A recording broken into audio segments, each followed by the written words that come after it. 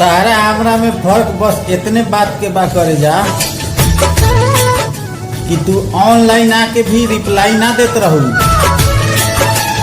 आ हमरा हिचकी अइला पर भी नेट ऑन कर देत रही।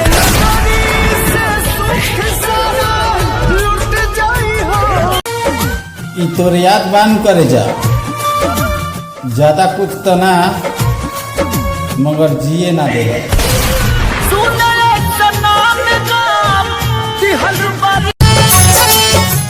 ई प्यार वाला रोग में ऑप्शन दुइयो को होला हमर भाई। ऑप्शन ए ओकर याद बाजे दिल से डिलीट करे को होई। ऑप्शन बी ना तो तोहरा मरे को होई।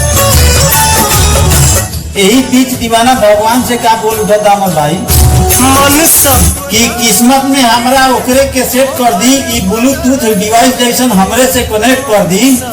ई ना होई तो जिए की कोनो उम्मीद नहीं है।